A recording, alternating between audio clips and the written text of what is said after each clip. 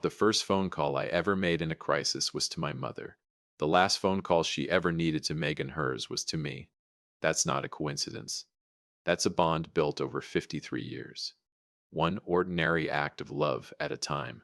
Rebecca Watson was not a complicated woman. She didn't need to be. She was the kind of mother who showed up to every single one of my Little League games in a folding chair she brought herself, who packed my lunch until I was old enough to be embarrassed about it, and who sat up waiting every time I came home late. Not to punish me, but because she simply couldn't sleep until she knew I was safe. That was her. That was always her. Love wasn't something Rebecca Watson talked about. It was something she did daily, quietly, without keeping score. When my father passed 12 years ago, a Wednesday morning in November, the kind of day that permanently changes the color of a month, she didn't fall apart. She grieved the way she did everything else with dignity, with her chin up. She sold one car to cover the funeral costs without telling me until it was done, kept the house running on a fixed income, and still managed to have a hot meal on the table every Sunday for anyone who showed up. She never once called me to say she was struggling, not once in 12 years. So understand when Rebecca Watson called me at 7:42 on a Wednesday morning and said her chest felt funny. I didn't hesitate. I didn't calculate. I didn't weigh my options because 53 years of that woman's love doesn't produce a man who hesitates. It produces a man who moves immediately, without question, without condition. What it doesn't prepare you for is the person standing between you and the door. Welcome to Dad's raw revenge. Get settled because this one is going to take you somewhere. Drop a comment and let me know where you're watching from. Hit that like button and make sure you're subscribed. Trust me, you're going to love it. Here, let me back up. My name is Wesley Watson. I'm 53 years old.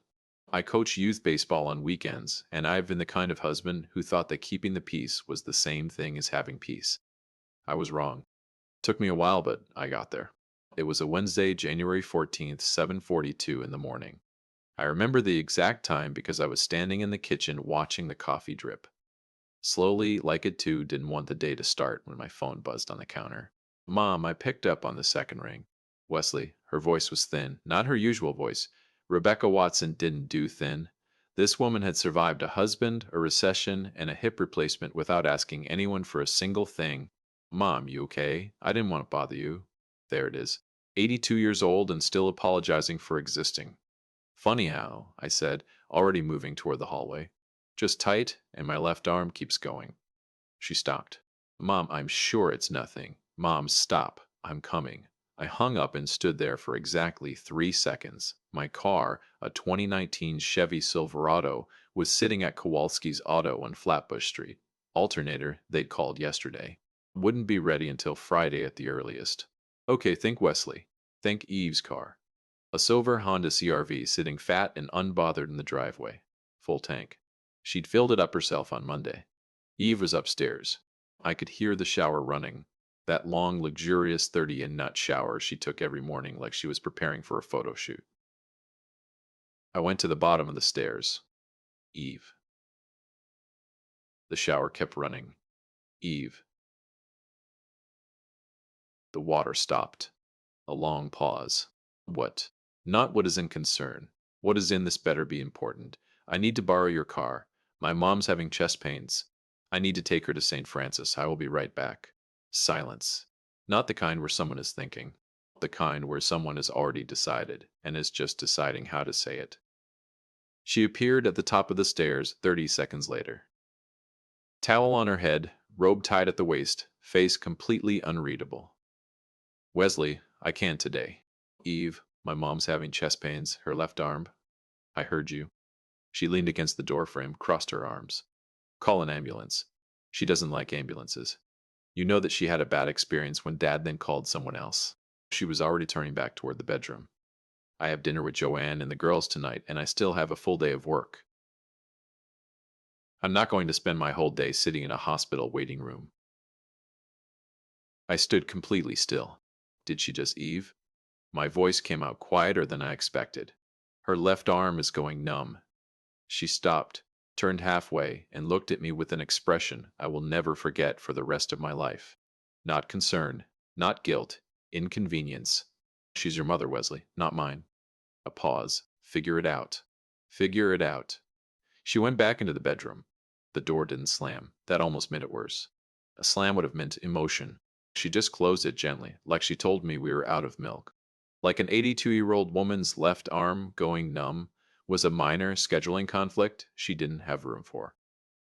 I stood there for a moment. Just a moment. Then I pulled out my phone. Clinton Webb lived 4 houses down on the same block.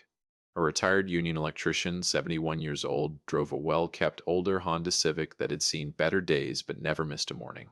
Just like its owner, he was the kind of man who still shook hands properly. He and my mother had known each other for over 20 years. He'd been at my father's funeral front row. He picked up on the first ring. Wes, what's up, brother? Clinton, I need a favor. My mom's having chest pains. My truck's in the shop. Eve's car isn't available. Can you take us to St. Francis? Not even a pause. Give me 4 minutes. I'll pull up front. That's it. No negotiation, no conditions, no dinner plans to check. 4 minutes. I called Mom back immediately. I'm coming, Mom. Clinton's driving. You don't need to do anything. Just unlock the front door and sit down. You hear me? Sit down, Wesley. I really don't want to make a fuss, Mom. Yes. Sit down. A small sound. Almost a laugh. Okay, baby. Clinton pulled up in 3 minutes and 40 seconds. I counted. The drive to St. Francis Hospital on Woodland Street took 9 minutes. Mom sat in the back with me, her small hand in both of mine, wearing her good blue coat like she was going somewhere important because she was. She kept apologizing the whole way there. I'm sorry to drag you out, Clinton. It's nothing. I was just watching the news anyway. Was it anything good? Nothing ever is. She laughed. Actually laughed. And I looked out the window at the Hartford morning and I felt two things at the exact same time. Gratitude for Clinton and something else. Something cold and quiet for Eve. I didn't examine it yet. I just let it sit there. St. Francis was busy for a Wednesday morning. We checked in at the ER at 8:27 a.m. A nurse named Beverly, broad shoulders, no nonsense, the kind of woman who'd seen everything twice, got Mom into a room within 15 minutes. The doctor on call was a tall man named Dr. Raymond Cole. Calm voice, deliberate hands. He didn't rush. Mrs. Watson, I want to run an EKG and check your enzyme levels. The symptoms you're describing, we don't ignore those at your age. Mom looked at me. Her eyes were asking me if she should be scared. Do whatever he says, Mom, I told her. She nodded. Then she reached up and touched my face. You came, she said simply, like she hadn't been completely sure I would. That nearly broke me. Mom, I'll always come. She patted my cheek twice, lay back on the pillow, and closed her eyes. I sat in that waiting room for 2 hours and 40 minutes. Plastic chair, bad lighting, a TV mounted in the corner playing a game show on mute. I drank the worst coffee of my life from a machine near the elevator and didn't taste a single sip. Eve didn't text once. Not even, is she okay? At 11,004, Dr. Cole came out to find me. His face was measured. Not alarmed, but serious. Mr. Watson, your mother had what we call a mild cardiac event. Not a full heart attack, but her body was warning her. We want to keep her for observation, run a few more tests, adjust her medications, but she's stable. She's stable. She's also asking if there's a television in her room. I laughed. Actually laughed. That's her. Can I go see her? Give us 20 minutes to get her settled. I sat back down, put my elbows on my knees, stared at the floor. Figure it out, Eve had said. Figure it out. While she went to dinner with Joanne and the girls, while her mother-in-law's heart was sending distress signals, I figured it out. All right. I pulled out my phone and called Clinton, who'd waited in the parking lot the entire time like the man he was. She's stable, I told him. Thank God, he said. And he meant it. Clinton, thank you, Wes. His voice was firm, gentle. That's what people do. I let that sentence sit in the air for a moment. Some people I stayed with Mom until 4 p.m. We watched half a game show with sound this time. And she beat me twice at a word game she made up on the spot involving hospital equipment and state capitals. She was sharper than me on her worst day. Always had been. At 3:37, just before I left, she took my hand again. Wesley. Her voice had shifted. That thin morning voice was gone. This was her other voice. The one she used when she meant something. Yeah, Mom. Eve didn't come. It wasn't a question. I didn't answer right away. She had dinner plans. Just my name. That's all. Clear's throat she needed. I looked at her. 82 years old, blue coat folded neatly over the chair, eyes as clear as they'd ever been. She went to dinner. Mom, I said quietly with her friends. The words landed in that hospital room like something dropped from a great height. Mom didn't gasp, didn't raise her voice, didn't say a single word about Eve Watson. She just nodded slowly, looked toward the window. The afternoon light was hitting the Hartford skyline just right, gold and quiet and tired. She didn't say anything else, but I saw something move across her face, something that looked a lot like a decision. I kissed her forehead at 4:02 p.m. I walked out of St. Francis Hospital into the cold Connecticut air. Clinton came back to pick me. We drove home in comfortable silence, and somewhere on Blue Hills Avenue, with the oak leaves flying past the windshield like the world was shedding something it no longer needed, I realized I wasn't angry at Eve. I was done. If you've been listening for a while, do us one quick favor. Subscribe. A lot of people watch without ever doing it, but it costs you nothing and it means everything to us. Hit the like button while you're at it and drop your thoughts in the comments. Some people spend their whole lives making withdrawals from relationships they never bothered to deposit into. Eve had overdrawn for years. Thursday, January 15th, 6:58 in the morning. I woke up before the alarm. That's how you know something's sitting on your chest that sleep couldn't move. I lay there on my side of the bed, the left side. Always the left. 11 years and I still slept like I was leaving room for someone who wanted to be there and stared at the ceiling. Eve was still asleep. Hair spread across the pillow, breathing slow and even, completely unbothered. The woman could sleep through a verdict. I got up quietly, went downstairs, made coffee, yes, with the loud machine, and no, I didn't feel bad about it, not even slightly. She chose dinner over my mother's left arm going numb. She could survive the coffee machine. I sat at the kitchen table and watched the morning come through the window over the sink. My phone was face down on the table. I flipped it over. No messages from St. Francis. No news was good news. At 7 a.m., I thought about Mom, about the way she'd looked in that hospital bed. Small against the pillow, her good blue coat folded over the chair like she dressed up for the occasion of being sick. About the way she touched my face and said, "You came," like she hadn't been completely sure I would. You came. 2 words. 82 years of love compressed into 2 words, and they nearly broke me all over again. Sitting at that kitchen table with my coffee going cold, she always came for me. Every single time, without question, without condition. The least, the very least I could do was come for her. I was on my second cup when I heard Eve on the stairs. She came into the kitchen in a robe, glanced at me, then at the coffee machine, then back at me. "You made coffee." "Every morning for 11 years," I said, shocked. "It's still surprising." She poured herself a cup and leaned against the counter. There was a beat of silence. The specific kind that married people know. The kind that's waiting for someone to bring something up. She finally brought it up. "How's Rebecca?" "Rebecca. Not your mom. Not Mom. Rebecca like she was a coworker. Like she was somebody's acquaintance at a work function Eve had forgotten she'd attended. "Stable," I said. "Mild cardiac event. They're keeping her another day." She repeated it slowly, like she was tasting the words. Another silence. "How was dinner?" I asked. She blinked. Just once, but I caught it. "It was fine," she said carefully. "Wesley, I want you to know yesterday was really complicated for me." "Complicated?" I let the words sit there between us for a second. Your mother-in-law's heart was sending distress signals and you were at a restaurant. But sure, complicated. "Wesley, Eve," I said it the same way my mother said my name the night before. Just the word, just the name, flat and final. She stopped. "I'm not doing this right now," I said. "I'm just trying to explain." "I know." I stood up, rinsed my mug. "I heard you the first time yesterday at the bottom of the stairs. I picked up my phone, my jacket, my keys, my spare keys, because my truck was still at Kowalski's. And I walked to the door. "Where are you going?" She asked to see my mother. I didn't look back. Quinn drove me again. He didn't ask questions, didn't offer opinions.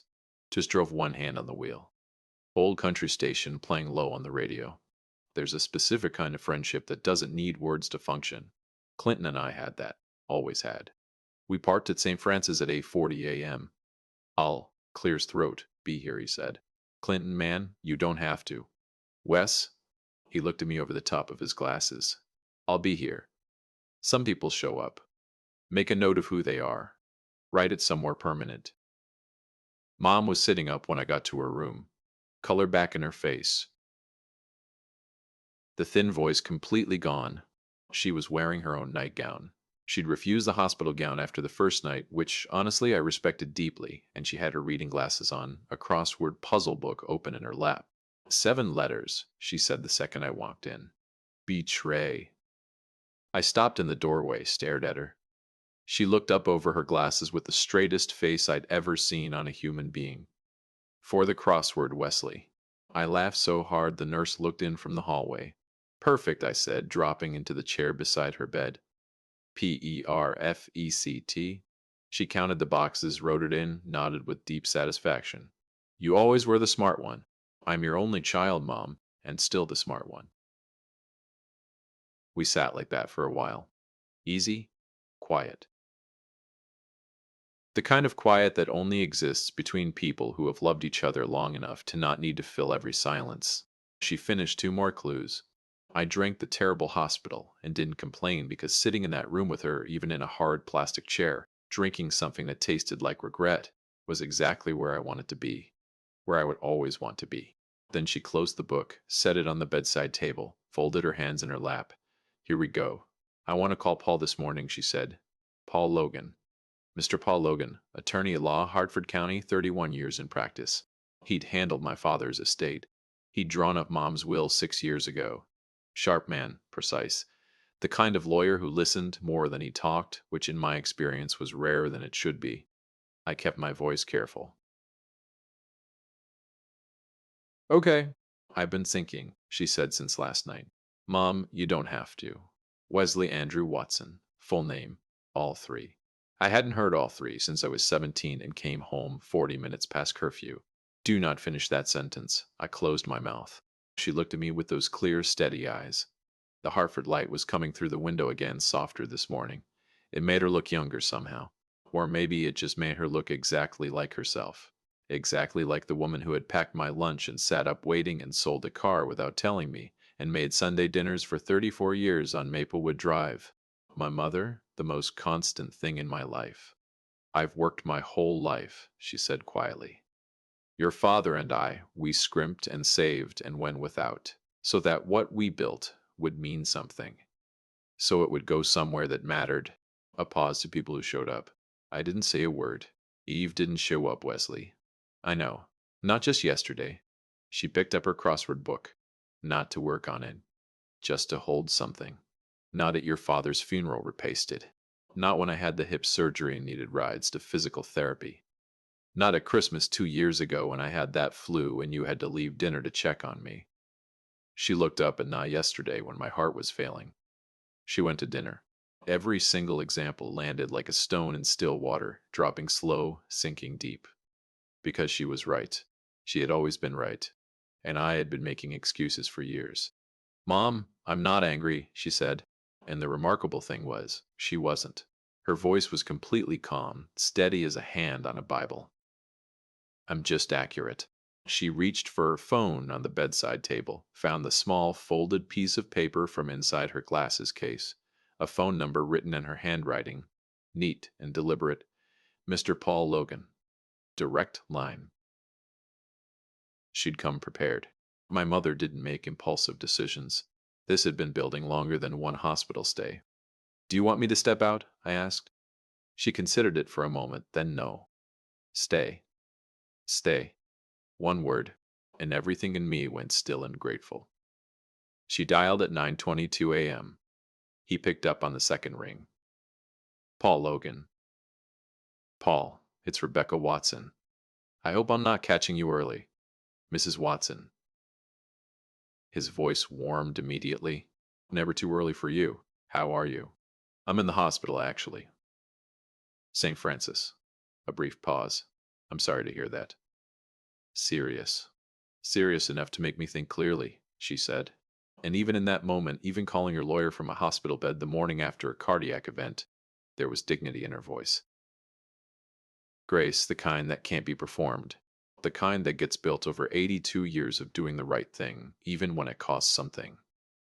Paul, I need to update my documents. The will specifically. Silence on his end. Professional silence. Absorbing, not stalling, of course. Do you want me to come to you, or please today, if possible? I have some very specific changes in mind. I can be there by 2. Perfect. She glanced at me. My son will be here. Very good, Mrs. Watson. I'll see you at 2. She hung up, set the phone down, picked up her crossword again. Just like that. Like she hadn't just changed everything, like she hadn't just loved me in the most powerful, permanent way a mother could. I sat there for a moment, throat tight, eyes steady, barely. Mom. My voice came out quieter than I intended. You don't have to do this for me. She didn't look up from the crossword. I'm not doing it for you, Wesley. She filled in a letter. Calm, deliberate. I'm doing it because I've earned the right to decide where my life's work goes, and I've decided. She looked up over her glasses. Any other questions? I had approximately 40. I asked 0. No, ma'am. Good. She went back to the puzzle. Now go find me something edible from that cafeteria. Whatever they've been bringing me for breakfast tastes like a decision someone regretted. And for just a second, just one, I looked at her. This small, sharp, magnificent woman in her own nightgown in a Hartford hospital room, filling in crossword answers like the world owed her nothing and she owed it everything. And I thought, I have spent 53 years trying to be worthy of her. I hope I'm getting there. Mr. Paul Logan arrived at 1:58 p.m. Charcoal suit, leather briefcase, silver haircut, clothes. He shook my hand firmly, nodded like a man who understood the weight of rooms, and sat down across from my mother with a yellow legal pad and a pen that probably cost more than my alternator. I sat in the corner. Quiet, still a witness. The conversation between them lasted 47 minutes. I won't put every word here. Some things deserve their privacy. But I will tell you this. By the time Paul Logan clicked his pen closed and tucked his legal pad back into that briefcase, the document that Eve Watson had been silently counting on for 11 years of marriage had been fundamentally, irrevocably, and legally rewritten. The house on Maplewood Drive that Mom owned outright paid off in 2009. Wesley. The investment accounts my father had spent 30 years building. Wesley. The jewelry. The furniture. The 1967 Ford Mustang that still ran perfectly and lived under a cover in her garage. The car my father had spent 4 years restoring with his own hands. The car that smelled like him on warm days when you opened the garage door. Wesley. And $20,000 earmarked specifically for the Hartford Animal Shelter on Brainerd Road because Rebecca Watson had volunteered there every third Saturday for 11 years because that's the kind of woman she was. Eve's name appeared exactly 0 times. Not my problem, someone had once said. Turns out correct.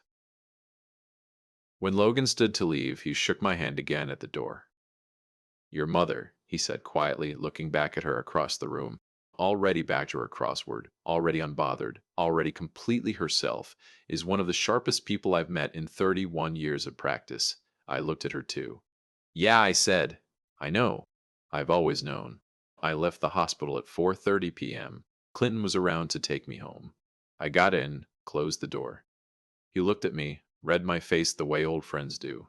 Not searching for information, just checking that you're still standing. Everything okay? Yeah, I said quietly. Everything's exactly the way it should be. He nodded. Put it in drive. We pulled out of St. Francis and headed back toward Asylum Avenue. My phone was in my pocket, silent. Eve hadn't called once all day. She had no idea. Absolutely no idea, but she would. Friday, January 16th, 8:14 in the morning. I was at Kowalski's Auto on Flatbush Street when it started. My truck was finally ready. New alternator, oil change. Danny Kowalski threw in because our kids had played Little League together and that's what neighbors did, and a fresh set of wiper blades I hadn't asked for. I was standing at the counter signing the invoice when my phone buzzed. Eve. I let it ring. Not out of strategy. Not yet. I just didn't have anything to say. Nothing that would land the way it needed to. Not yet. I slid the phone back into my jacket, finished signing, shook Danny's hand, and walked out into the Hartford morning. The air was sharp and cold and completely honest.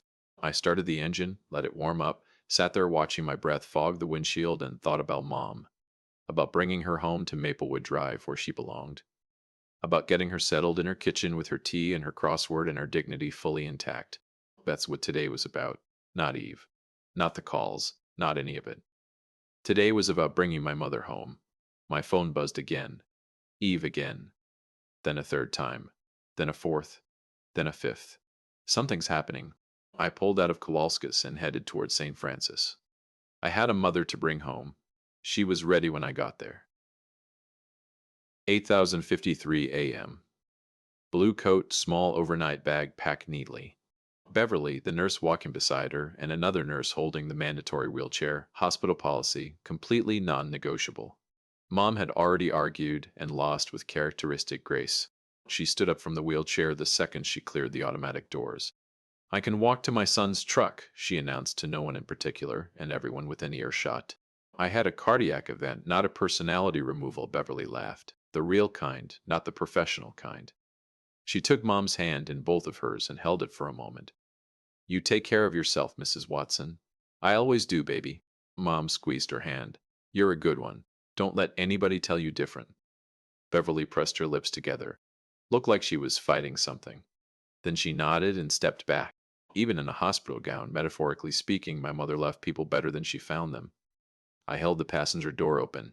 She climbed in slowly, carefully, but independently, which mattered to her more than any medication, any instruction, any doctor's order. Her independence was the last thing she'd surrender, and we both knew it. I closed the door, walked around, got in. She looked at my phone, sitting face up in the cup holder, lighting up every 30 seconds. Eve, Eve, Eve. 11 missed calls before 9 in the morning. Mom said nothing. Just put on her seatbelt and smiled faintly out the window like someone who had made a decision and was completely at peace with it. I got her home to Maplewood Drive first. The white colonial with the green shutters sat quiet and familiar at the end of the block. The house where I'd learned to ride a bike in the driveway, where I'd done homework at the kitchen table, where my father had built a life brick by careful brick, and left it standing when he went. The oak tree in the front yard had dropped most of its leaves. The porch was swept clean. The welcome mat said home in faded letters that had been there so long. Neither of us noticed it anymore. But I noticed it today. I got her inside, made her tea. The specific kind chamomile bag steeped for exactly 4 minutes because she told me once and I'd never forgotten. Checked the thermostat, checked the refrigerator, went through the new medications from Dr. Cole one by one, reading the labels out loud while she listened with her hands wrapped around her mug. Wesley, this one's for the blood pressure twice a day with food. She was watching me from across the kitchen table. The table where she'd made every birthday cake, where she'd helped me with algebra, where she'd sat the morning after my father died and held my hand without saying a single word. Because some things don't need words. Sit down, she said softly. I sat. She reached across the table and covered my hand with both of hers. Her hands were small, warm. The hands that had packed my lunch and buttoned my coat and waved from the bleachers and held mine in the back seat of Clinton's truck on the way to the same hospital 2 days ago. These hands had been showing up for me for 53 years. I need you to hear me, she said. I'm listening, Mom. What I did, the will. I didn't do it to punish Eve. Her eyes were steady, clear, no anger in them, no bitterness, just truth, the way she always delivered it. Plain and warm and completely unmovable. I did it because it was right. Because your father and I built something together and it belongs with someone who understands what building something together actually means. She squeezed my hand once. You understand that? I did. I understood it in my bones. And Wesley, her voice dropped just slightly. Not softer, more deliberate. I need you to think about your life, not about the money, not about any of this. She gestured vaguely at nothing, at everything, about whether you are happy, about whether you are loved the way you deserve to be loved. She looked at me for a long moment because you have been showing up alone for a very long time, baby. And a man like you, a man who shows up, deserves someone standing next to him when he does. The kitchen was absolutely still. Outside on Maplewood Drive, a car passed slowly. The refrigerator hummed. Somewhere down the block, a dog barked twice and went quiet. Everything she said was true. Every single word. My throat tightened. My eyes burned just slightly at the corners. I didn't look away from her. Yeah, I said, and my voice came out rough and quiet and completely honest. I know, Mom. She nodded once slowly, like that was exactly what she needed to hear. Then she patted my hand twice, the same way she patted my cheek in the hospital room 2 days ago, and released it. Good. She picked up her tea, took a sip, set it back down. Now, are you going to answer that phone or not? My phone was buzzing on the table between us. Eve, call number 29. I looked at it, looked at Mom. She raised one eyebrow. I picked up the phone, turned it face down, let it buzz against the wood until it stopped. Not yet, I said. The corner of her mouth moved just barely. Not yet, she repeated quietly, like she was tasting the patience in it. I'll check on you tonight, I told her. And tomorrow morning, and every morning after that, she waved a hand. I know you will. I mean it, Mom. Wesley. She looked at me over her glasses. She'd put them back on at some point without me noticing. I know you mean it. You have always meant it. I left Maplewood Drive at 1:15 p.m., drove home to Asylum Avenue, parked in the driveway behind Eve's silver CRV, sat in my truck for a full minute. 34 missed calls. 34. I went inside. Eve was in the living room, perched on the edge of the couch in her work clothes, both hands wrapped around her phone like it was the only solid thing left. She looked up the second I walked through the door. Her eyes were raw, sleepless. Something in her face had shifted in a way I hadn't seen before. The careful composure she wore, like a second skin, had cracked, and underneath it was something that looked a lot like a woman who had spent the entire day realizing exactly what she'd done. Good, said something quiet in the back of my mind. Stay there a while. Wesley. She stood up immediately. I've been calling you all day. I know, I said. I set my keys on the hook by the door, and I thought about Wednesday night. About my mom lying in that hospital bed with monitors on her chest and an IV in her arm, about the EKG, about the enzyme levels, about Dr. Cole's measured face telling me her body had been warning her, and about Eve's dinner and the girl's type, about the bread basket getting passed while my mother's heart stuttered in the dark. I let that sit in my chest for exactly 1 second. Then I looked at my wife. Did you know? Her voice cracked on the last word about the will. Did you know she was going to? No, Wesley. I didn't know. I turned to face her fully. I found out with everyone else. She pressed her fingers to her mouth, composed herself. When she spoke again, it was quieter, more controlled. But underneath it, threaded through every word like a wire pulled too tight, was fear. Real fear. The kind that arrives when consequences finally catch up to choices. She took me out completely. Paul Logan's office called to confirm the changes were filed, and Wesley, do you understand what that means? Everything we've been expecting. Eve. My voice was calm, steady as I'd ever heard it. I understand exactly what it means. Then talk to her. The composure slipped again, just slightly. Ask her to reconsider. Tell her it was a misunderstanding that I was going to come to the hospital. You just, what? She stopped. I took one step toward her. Not aggressive, not angry, just present. Completely quietly present in a way I hadn't been in years, because I finally had nothing left to protect. You just had dinner with Joanne and the girls, I said, while my mother was in a hospital bed with a cardiac event, while I was sitting in a plastic chair in a waiting room drinking machine coffee under fluorescent lighting. I paused while Clinton Webb sat in a parking lot for 3 hours because that's what people do. The color left her face slowly, completely like water draining from a glass. Rebecca made her decision, I said, the same way you made yours. Clearly, deliberately, and without asking anyone's permission. Wesley, please. She has spent 82 years showing up. My voice didn't rise, didn't need to. For my father, for me, for every person she's ever loved. She has never once, not once, chosen dinner over somebody who needed her.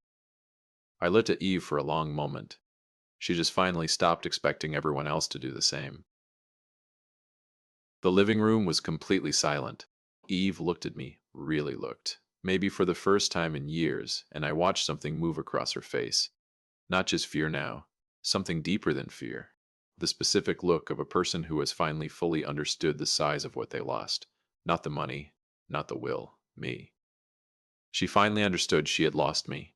and the man standing in front of her, calm, clear-eyed, keys in his hand, heart finally at peace, was not the man who had stood at the bottom of those stairs on Wednesday morning, still hoping she'd say yes. That man was gone. Her phone buzzed in her hand. She looked down at it, my mother's name on the screen. She looked up at me, eyes wide. Something that might have been hope. I looked back at her for exactly 1 second, and I felt it. The last thread of something I'd been holding on to for 11 years, finally going slack. Not with anger, with something quieter, with release. I picked up my keys from the hook. I'm going to check on my mother, I said. I opened the front door. The Hartford air hit me, cold, clean, honest, and completely free. Oh, I said, turning back one final time. Eve stood in the middle of the living room, phone in hand, my mother's name glowing on the screen. 38 calls worth of consequence written into every line of her face. I looked at her for exactly 1 second, and I felt nothing but clarity. You should probably answer that. I closed the door behind me, and I exhaled. The kind of exhale that comes from somewhere so deep you didn't even know you'd been holding it. I stood on that porch for just a moment. The January air hit my face, cold and clean and honest, and something settled over me that I hadn't felt in years. Clarity. Not anger, not bitterness, not the hot rush of a man who just had enough. Just clarity. The quiet, unmistakable clarity of a man who had finally, after years of telling himself things were fine, after years of smoothing things over and swallowing things down and sleeping on the left side of a bed, leaving room for someone who never moved toward him, finally seen his life exactly as it was. I had not been married for 11 years. I had been enduring for 11 years. There's a difference. And standing on that porch with my mother's voice still in my ears and Eve's face still in my mind, I finally understood it completely. The hospital didn't make me see it. Rebecca Watson lying in that hospital bed with a cardiac event while her daughter-in-law passed the breadbasket at dinner that didn't plant a seed. It burned the whole field down and showed me exactly what had always been growing there. I walked to my truck, started the engine, the radio came on low, something old, something my father used to hum on Saturday mornings in the garage, and I let it play. I didn't make any decisions that night beyond one. I was not going back into that house. Not that night. And somewhere in the place where a man knows things before he's ready to say them out loud, I knew it wasn't just that night. Loyalty and love deserve a legacy.